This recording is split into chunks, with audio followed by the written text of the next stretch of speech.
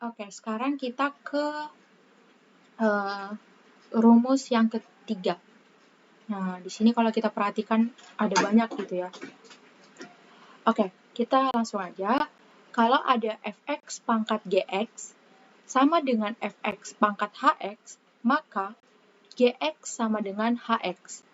Nah, kita akan buktiin ini dulu. Jadi, kalau ada fx sama dengan gx, kita pakai contoh di poin A, yaitu di persamaan eksponen. Jadi tadi kan fx sama dengan fx gitu ya. Di sini bilangan pokoknya udah sama, berarti ya pangkatnya udah sama gitu ya. Ya berarti kita pakai yang ini. Jadi ini kita anggap fx gitu ya. Terus ini gx, ini hx. Anggap aja lah gitu ya. Nah berarti kan bilangan pokoknya itu sama-sama fx. Terus pangkatnya, ya ini anggap aja ini gx, ini hx gitu kan. Nah, berarti ya pangkatnya juga harus sama gitu. Makanya kalau kita sesuaikan dengan rumus ini ya berarti pangkatnya sama gitu. Nah, gitu ya untuk pembuktian yang ini.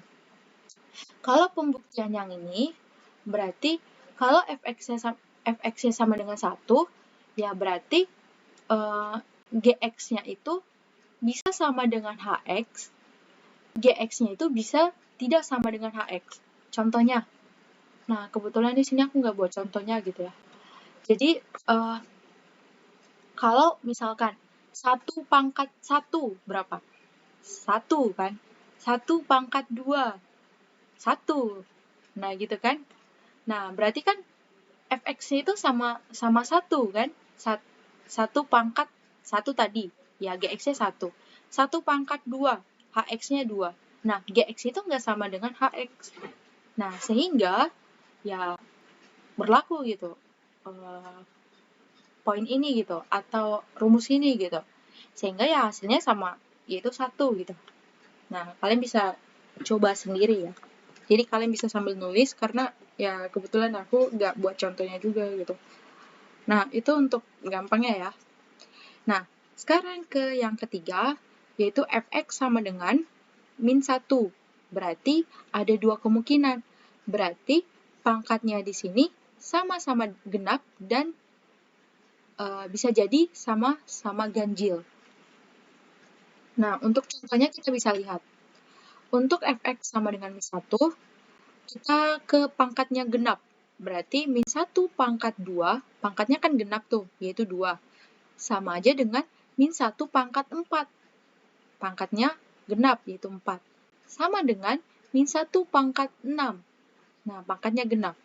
Nah, kalau kalian hitung ini, min 1 pangkat 2, berarti kan min 1 kali min 1, yaitu 1. Terus yang ini kalau kalian hitung ya sama dengan 1 juga. Terus yang ini juga sama dengan 1. Sehingga ya hasilnya sama dengan 1 gitu. Nah gitu ya, jadi untuk rinciannya seperti ini. Kalian bisa lihat. Nah di mana pangkat 2, 4, 6 adalah pangkat genap. Sehingga ya kalau kalian pakai ini ya berlaku untuk gx sama dengan hx yang sama-sama genap. Nah, sekarang kita ke yang ganjil. Nah, berarti untuk yang ganjil, berarti min 1 pangkat 3. Nah, 3-nya itu ganjil.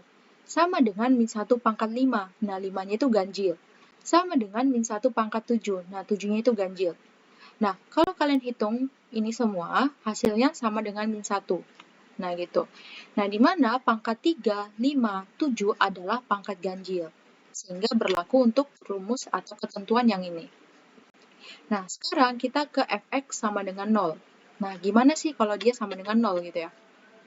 Nah, berarti gx dan hx-nya sama-sama positif. Nah, untuk contohnya kita bisa lihat. Jadi kalau ada 0 pangkat 1, ya ini sama dengan 0 pangkat 2. Nah, ini sama dengan 0 pangkat 3. Nah, hasilnya ya 0 gitu. Tapi kalau untuk gx dan hx-nya negatif, katakanlah 0 pangkat min 1. Nah, ini tidak sama dengan 0 pangkat minus 2. Nah, ini tidak sama dengan 0 pangkat minus 3. Kenapa? Kalau kita pakai sifat yang ke-7 dari eksponen, berarti kan ini sama aja dengan 1 per 0 pangkat 1. Nah, ini kan tidak terdefinisi kan? Nah, gitu juga 0 pangkat negatif 2 atau min 2. Nah, berarti 1 per 0 pangkat 2. Nah, ini juga tidak terdefinisi. Nah, gitu juga untuk yang ini. Juga tidak terdefinisi. Nah, bukan berarti kalau semuanya tidak terdefinisi, ya dia juga sama dengan. Nah, itu salah ya. Jadi, kalau dia tidak terdefinisi, ya kita nggak tahu berapa nilainya gitu. Nah, kalau nggak tahu kan berarti kemungkinannya ya pasti nggak sama gitu kan. Sehingga ya Gx dan Hx-nya itu nggak boleh negatif. Apalagi kalau dia sama dengan 0. Kita gunakan sifat yang ke-6 gitu ya dari eksponennya. Berarti kan 0 pangkat 0 kan?